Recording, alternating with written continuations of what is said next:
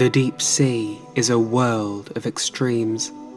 So far in this series, we've taken a look at the ways in which animals have adapted to survive in the cold, dark depths. We've explored the ecosystems of this unforgiving realm and seen how communities of life cling to whatever source of energy they can find, from vents of superheated water to the carrion of sunken whales. But now it's time to dive even deeper and discover a place where life is pushed to its absolute limits. For at the bottom of the Pacific Ocean, the sea floor widens into a gaping abyss of obscurities. Fish that seem to lack faces, sprawling fields of bacteria, and giants that resemble life from another planet. Let's take a closer look at the hidden world of the Mariana Trench.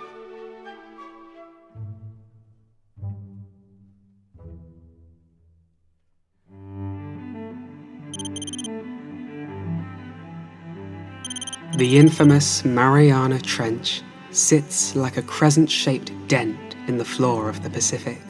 A 2,550-kilometre-long, 69-kilometre-wide fracture that plummets down into a pure black void.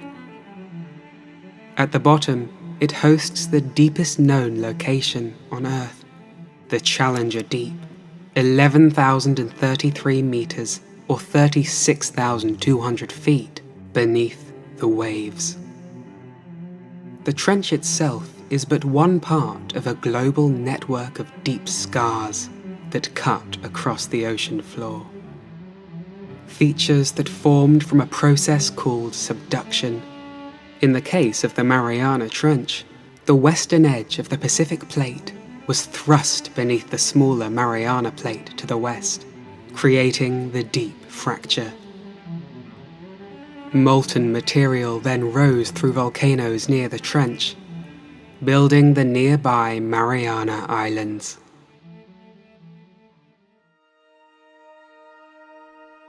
At its deepest point, the Mariana Trench dips down into a little explored zone of the ocean. The Hadal Zone, named after the realm Hades, the underworld of Greek mythology. A suitable title for a place where the conditions of pure darkness, acidic, freezing water, scarce food, and immense pressure create a challenging environment for creatures to survive in. For much of history, it was believed to be a dead zone, void of any life at all. An impossible frontier, and an empty void of perils that could never be reached by any human. But in the 19th century, this was all about to change. The Mariana's depths were first plumbed in 1875, when the crew aboard the HMS Challenger cast a weighted sounding line over the side of the vessel and found they needed more rope. They had not expected there to be a location so deep, but news of its discovery caught the eye of the ambitious.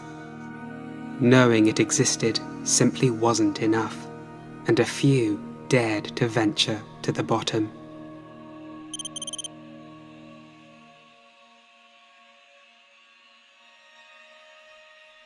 In 1960, 85 years after the Challenger Deep was discovered on that pioneering voyage, two men set out to reach the bottom. Jacques Piccard and Navy Lieutenant Don Walsh, sheltered only by a cramped bath-escape submersible called the Trieste. Their 5-hour descent was fraught with challenges. The water pressure near the bottom was nearly 1,000 times greater than atmospheric pressure at sea level. During the journey, this caused the viewing window to crack, limiting their time spent on the sea floor to only 20 minutes. Even in such a short amount of time, what they saw would shock the scientific community. Life, pale shrimp and flounder-like fish, along with what they described as a dark brown diatomaceous ooze that covered the sea floor. Piccard described this moment with excitement in a book about the voyage. Here, in an instant, was the answer that biologists had asked for the decades. Could life exist in the greatest depths of the ocean? It could.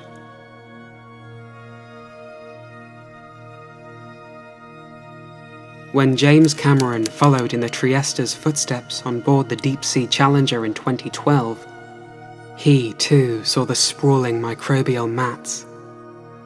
Bizarre-looking filamentous clumps of microorganisms living off chemicals from altered rocks, 10,912 meters, or 35,803 feet down in a sunless world.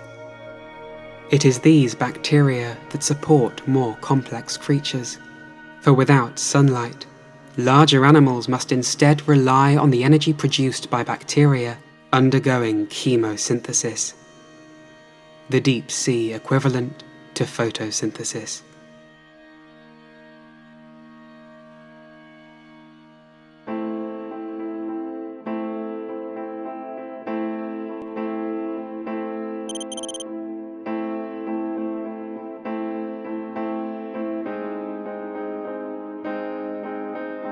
The footage you're seeing now was taken by an unmanned Japanese submersible called Kaiko in 1996.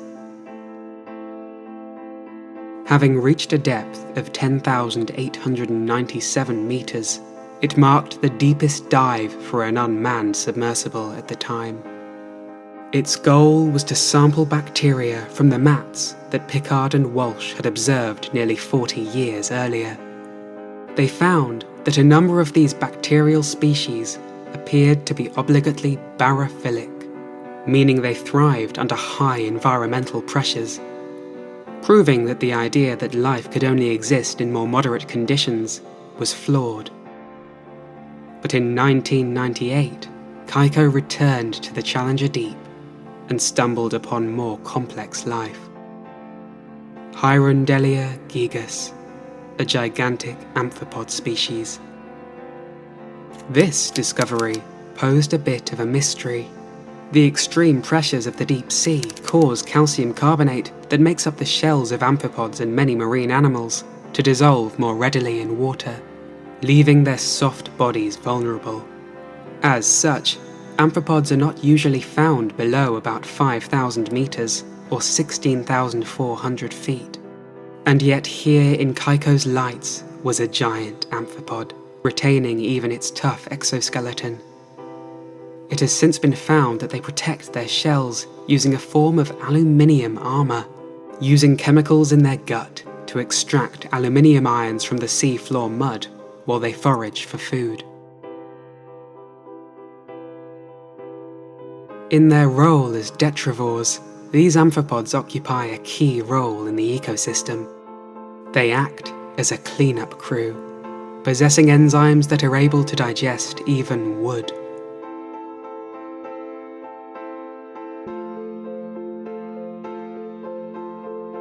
In more recent times, remote submersibles have caught yet more oddities of the Mariana Trench in their headlights.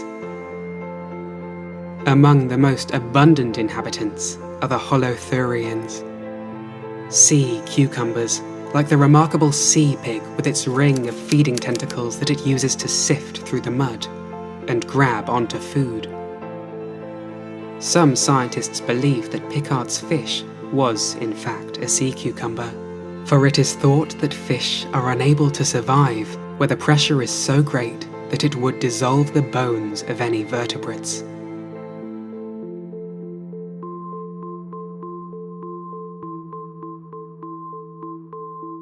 The deepest known fish thrives at depths of 8,000 meters, or 26,200 feet. Still 2 kilometers above the Challenger Deep. The Mariana snailfish, discovered in 2014, yet given the scientific name Pseudoliparis swirae, to commemorate Sub-Lieutenant Herbert Swire from the HMS Challenger.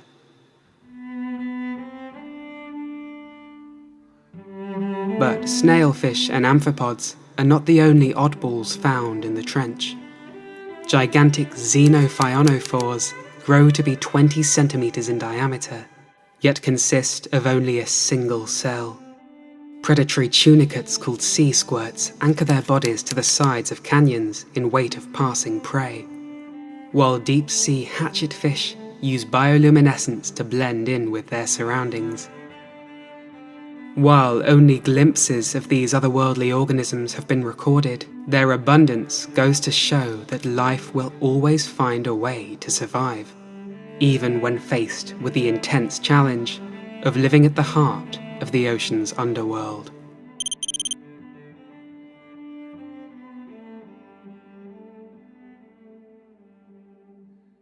Despite all the expeditions and the footage that's been gathered, we have still only just begun to dip our toes into the hidden world of the Mariana Trench. It is likely that many new species await discovery and will help us piece together the puzzle of how animals can survive such extremities. Researching the Mariana's microorganisms could lead to vital breakthroughs in biomedicine and biotechnology, and shed light on the story of life's emergence on planet Earth. But even the furthest depths are within reach of human-driven destruction. Already has plastic been found in a place we scarcely understand. Who knows what vital discoveries might vanish before we come to understand their importance. This portion of the video is sponsored by NordVPN. To explain to those of you living down in the bathypelagic zone who might not know what a VPN is, it stands for Virtual Private Network, and essentially does for you what bioluminescence does for the bloody belly comb jelly. It protects your identity and keeps you hidden online. Connect with one click and choose from over 5,300 servers in 59 countries for a fast, safe online experience, giving you access to websites, streaming platforms and content not available in your country. Simply go to nordvpn.com/naturalworldfacts or use a coupon code naturalworldfacts to get a 2-year plan plus a bonus gift with a huge discount. Thanks for watching.